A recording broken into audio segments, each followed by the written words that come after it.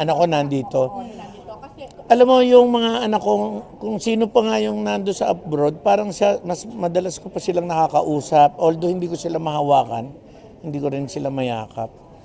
Pero I hope itong mga dadating na months dahil nagsimula na nga na nung birthday ko, nagulat din ako dahil gabi na nung ma-receive ko yung text. Nung una nga, hindi ko alam. Sabi ko,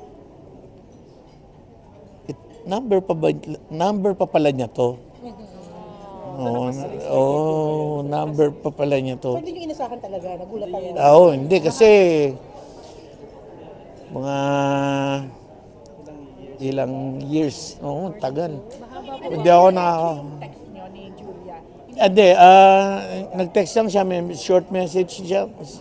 May short message siya ron. Tapos sumagot ako. Tapos meron din ako short message. Tapos yung short message ko, ang sinagot niya sa akin, ano lang, icon ng heart. No, icon, heart. So ang isinagot ko, heart din. Pero sir, after that, nagka-text pa kayo ulit? Hindi pa.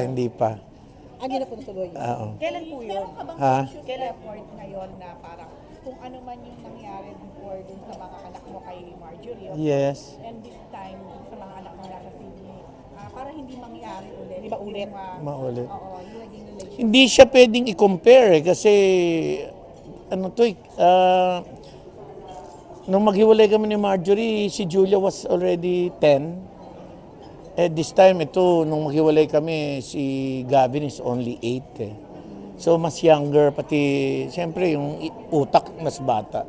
Magkaiba yung... Nabasa ba yung message? Actually, hindi ko alam, bigla na lang tumulo yung luha ko.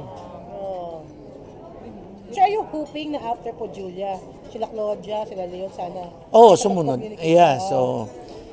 I'm sure naman siguro nalaman din naman ng mga bata. Siguro nalaman din ni Claudia at ni Leo na ate texted Papa. Pero sir, si Leon kasi sa interview ko before, talaga sabi niya, namimiss siya talaga kayo. Yes, naman. Kumbaga, si Leon yung huli ko nakausap Siya yung huli ko nakausap na sa lalaki yun Di ba? So, talaga namimiss ko siya. Sorry for asking this di ba, sa tingin mo, okay lang kaya kay Julia na you talk about yung pagka-text niya ngayon? Hindi ko alam, hindi ko sure. Actually, kanina nga umaga, sino ba kausap ko? Tatanong ko pa nga lang kay Tito Jun. Gusto kong tanungin nga kay Tito Jun dahil 2 o 3 reporter na nag-text sa akin na sabi niya, Dennis, okay lang ba mag-react ka dahil nabalitaan namin na nag-text sa'yo, nag-greet sa'yo ng birthday mo.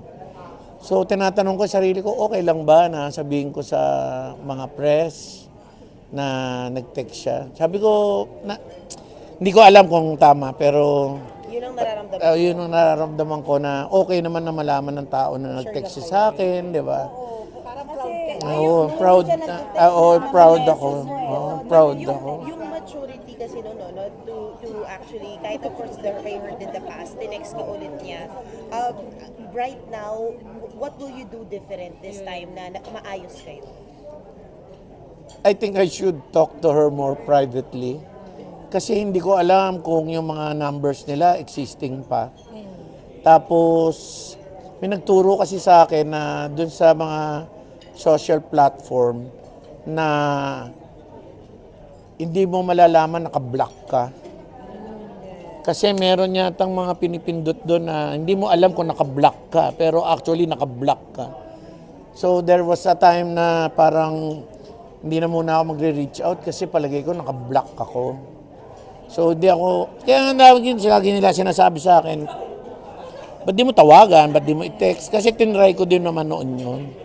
Kaya lang nung wala akong reply na nare-receive, so sabi ko baka ako naka-block or hindi nila nare-receive. That's why I always greet them sa special occasion, Christmas, New Year, birthday, Valentine's, na binabati ko lang sila usually sa Instagram ng greetings ko. And I'm already sanay na walang reply, so sanay na ako. Kaya nagulat kayo, no? Kaya nagulat ako na binati ako nung birthday ko. Mapapanood po nila ito ngayon. Siyempre kung nahirap sila edits, ano po yung gusto nyo maparating? na sana pag nag-greet ako, mag-reply na kayo sa akin. Yun lang. How would you say na yung text ni Julia, pinaka-best gift mo? Yes. I cried eh. Sir, kanina na pag-usapan yung kasal. Kasi bali-balita nga yung Yes. pag-usapan na yung kasal ni Julia at ni Gerald. Nakausap na ba kayo ni Gerald ulit? Hindi na. Hindi pa. The last time na kausap ko siya sa telepono pa, mga 20... Kailan mo sila naging boyfriend? 2018 ba?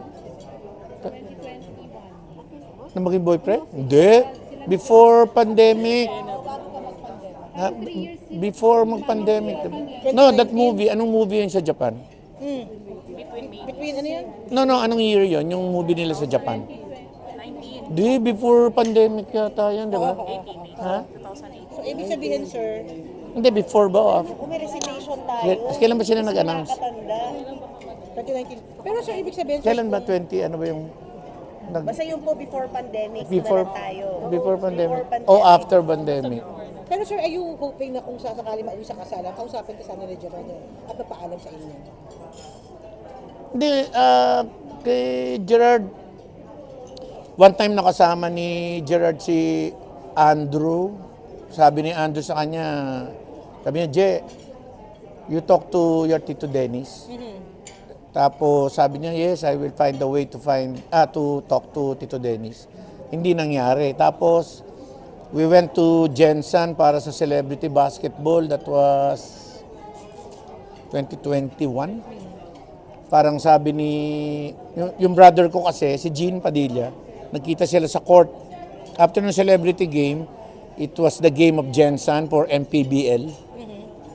Naglalaro yata si Gerard for that team. So after nung celebrity game, ang susunod na game is the official game. So yung brother ko bumalik sa court, sinabi nung nakita ni Gerard yung brother ko, tumakbo si Gerard across the court para batiin yung brother ko, Kuya Gene, ganyan-ganyan.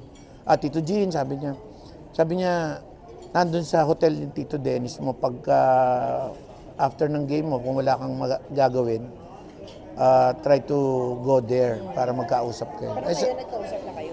Hindi, nung time na yun, hindi siya, wala pa.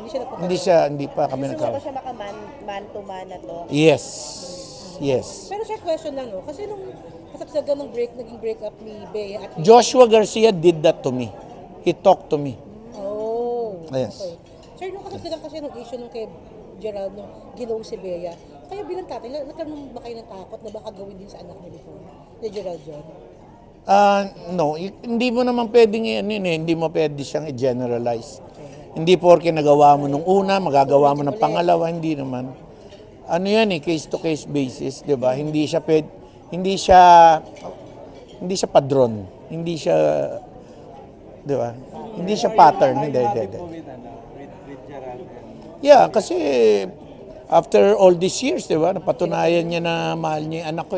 Tsaka nakikita ko mahal niya 'yung anak ko, kaya okay sa akin yun. Nakita mo, Dennis, na para masabi mong seryoso si Gerald. Pagkatapos ng maraming kontrobersya na yan, mahal mo pa rin yung anak ko. Oo. Kasi, di ba? Anong controversial?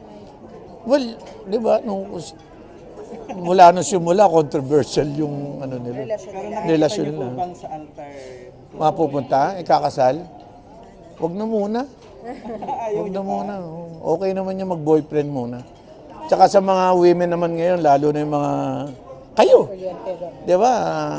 Nung araw, nung mga panahon namin, pag 25 years old at wala ka pang asawa, parang, ang tanda mo na, wala ka pang asawa. Ngayon, iba. 30, 31, 32. Di ba? Pero sabi ni Julia, gusto niya maging young mommy kasi para maalagaan niya ng mga babies. Really? Hindi ko alam. Ayun ba magiging lolo na? Hindi. Gusto ko. Tagal ko na nag-aantay. Ang dami kong anak na pwede na mag-anak. Ayaw pa nila . Kay Julia, gusto mo na. Kay Julia, okay. Okay. Sabi mo kanino, muna. Hindi ko sinabing wag mag-anak. Ang sabi ko, wag muna magpakasal. Oo. Okay. Hindi yun nun. Okay. Hindi ka ready mag-send off. Oh, yeah. Anong mo sa career naman ni Julia? Yung movie niya. Updated ka ba? Pumunta ka Oo. ng movie niya. Paano yung movie niya? Nung premiere, hindi ako natuloy ng premiere. Gusto ko sa... Yes, maganda yung pelikula. Tsaka matured na si Julia eh. Malalim na siya. Pero ever since naman, magaling talagang artista si Julia. Kahit nung bata pa, walang kapalit, palos. Magaling talaga. Eh, yung sa